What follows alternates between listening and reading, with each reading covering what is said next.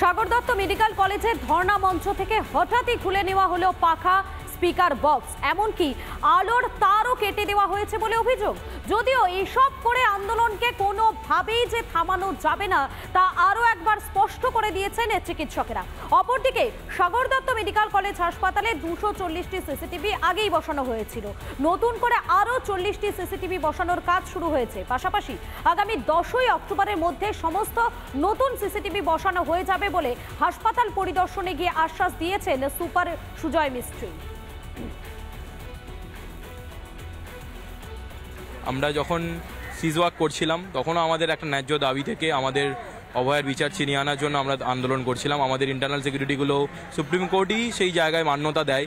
সেখানে দাঁড়িয়ে এই ইন্টারনাল সিকিউরিটির ফেলিয়ার, এক্সটার্নাল সিকিউরিটির ফেলিয়ার, এই ঘটনাটা রাজ্য প্রশাসনের কতটা কদর্য রূপ দেখিয়ে দিচ্ছে, সেটাকে রাজ্য প্রশাসন ইগনোর করে তার আইনজীবীকে দিয়ে কেন বারবার আমাদের ভূমিকা নিয়ে প্রশ্ন তুলছে সেটা আমি জানি না। একটা মৃত্যু নিশ্চয়ই হতাশাজনক, কিন্তু আমাদের মনে রাখতে হবে যে মেডিকেল সায়েন্সের লিমিটেশনস রয়েছে। আমরা কেউ ব্রহ্মা নই, সমস্ত পেশেন্টকে সবসময় বাঁচানো সম্ভব না। সেই জায়গাটাকে নিয়ে রাজনীতি করাটা বা সেই বিষয়টাকে নিয়ে সুপ্রিম কোর্টের মতো জায়গায়, সেন্সিটিভ জায়গাটাকে তোলাটা আমি কুরুচিকর বলেই মনে করি। পুরো হাসপাতালের সুরক্ষা ব্যবস্থা বুঝিয়ে দেওয়াটা আমার দায়িত্ব। কিভাবে ওনারা কাজ করবেন সেটা ওনারা ঠিক করবেন, যে ওনারা কোথায় কতজন ম্যান পাওয়ার দিলে পরে, কিভাবে ম্যান পাওয়ার দিলে পরে এই সুরক্ষা সঠিকভাবে করা সম্ভব। ওসি এসছেন, তাকে পুরো জিনিসটা আমরা বুঝিয়ে দিলাম। পর্যাপ্ত পরিমাণ পুলিশ এবং সিকিউরিটি পার্সোনেলের অভাব ছিল। আইডেন্টিটি কার্ড ছাড়া হাসপাতালের যে service area, indoor area specially, সেখানে আমরা অ্যালাউ যাতে না করা হয়, পুলিশ যাতে সেই ব্যাপারটা বুঝে নেন, সেটা ওনাদেরকে আমরা বুঝিয়ে দেখিয়ে দিলাম। পুজোর আগে মালদা জুড়ে ভাঙন আতঙ্ক, ইতিমধ্যেই প্লাবিত ভূতনি। আতঙ্ক বাড়াচ্ছে ফুলহারা নদীতে জল বেড়ে যাওয়ার ফলে বাঁধের 2 জায়গায় ধস, নতুন করে বানভাসী হওয়ার আশঙ্কা নাজিরপুর, মথুরাপুর সহ মানিকচকের বিস্তীর্ণ এলাকা। এমন পরিস্থিতির মধ্যে বৈষ্ণবনগরের দেওনাপুর এলাকায় দেখা গেল বিক্রি হচ্ছে সরকারি ত্রিপল, জানিয়ে তুঙ্গে বিতর্ক।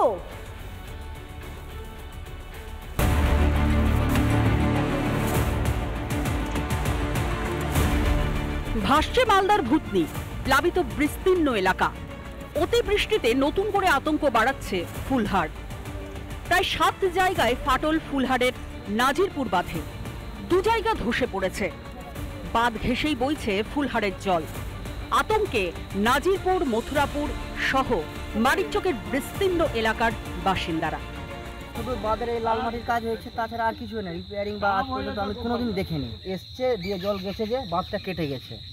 হ্যাঁ, কত জায়গায় এরকম কাটা আছে? এরকম মোটামুটি 4-5 জায়গায় হয়ে আছে। মানে সময় থাকতে যদি এর ব্যবস্থা না নেওয়া হয়, ভূতনির মতো আমাদেরকেও ওই রকম ভাবে মানে দিন দেখতে হবে, কাটতে হবে। বাঁধ মেরামতি না হওয়ায় পূর্ত দপ্তরকে দুষছে বিরোধীরা। কোশির জল ছাড়া হয়েছে প্রচণ্ড হারে, 3.5 ফিট জল বাড়বে। ইরিগেশন দপ্তর বাঁধের কোনো রিপেয়ারিং করেনি। বৃষ্টিতে চলাচলের অযোগ্য, গোটা জঙ্গলে ভর্তি বাঁধ। যদিও ভাঙন রোধের কাজ শুরু হয়েছে বলে দাবি স্থানীয় তৃণমূল বিধায়কের। কাজ শুরু হয়ে গেছে এবং সমস্ত জায়গাগুলোতে কাজ চলছে। জল ওখানে ঢুকতে আমরা দিচ্ছি না, আমরা ওই ম্যানমেড বন্যা করতে দিচ্ছি না। মালদায় যেখানে জনসাধারণের মধ্যে হাহাকার, ত্রাণ বোঝায় গাড়ি দেখে ঝাঁপিয়ে পড়তে দেখা যাচ্ছে দুর্গতদের। বৈষ্ণবনগরের দেওনাপুর এলাকায় ধরা পড়ল সরকারি ত্রিপল বিক্রির ছবি।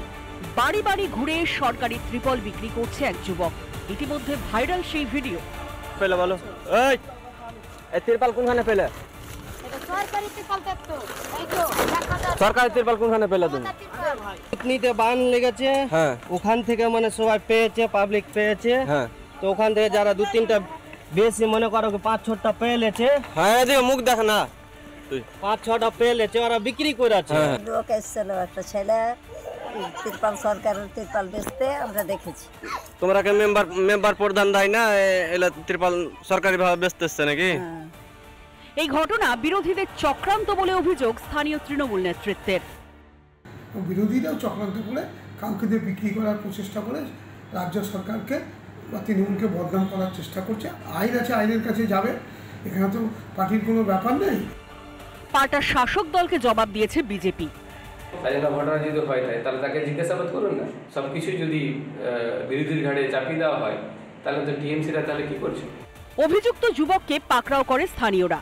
মালদা থেকে দীপঙ্কর গোস্বামীর রিপোর্ট, রিপাবলিক বাংলা। হাইকোর্টেও কাটল না জট, ঝুলেই রইল নদিয়ার রানাঘাটে 112 ফুটের প্রতিমার অনুমতি নিয়ে সিদ্ধান্ত।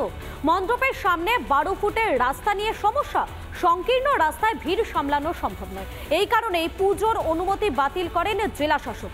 হাইকোর্টের উদ্যোক্তারা জানায় 12 ফুটের রাস্তার বাইরে থেকে প্রতিমা দর্শনের ব্যবস্থা করা হবে।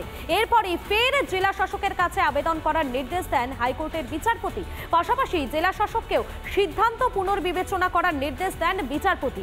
আগামী বৃহস্পতিবার জানা যাবে এই পুজোর ভবিষ্যৎ। এটা গুরুত্বপূর্ণ কারণ তারা বলেছেন যে দেশপ্রিয় পার্কে স্ট্যাম্পিড হয়েছিল 2 বছর আগে, অতএব ক্ষেত্রে স্ট্যাম্পিড হওয়ার ভয় আছে, তাই দেওয়া যাবে না।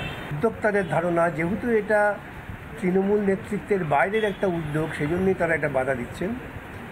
আজকে আদালত আবার পাঠিয়েছেন ডিএম এর কাছে যে আমাদের যে পরামর্শ, অর্থাৎ যারা উদ্যোক্তা তাদের যে পরামর্শ আছে, যে পরামর্শ মেনে চলতে পারে হয়তো স্ট্যাম্পিড হবে না, সেই বিষয়টা নিয়ে বিবেচনা করবার জন্য।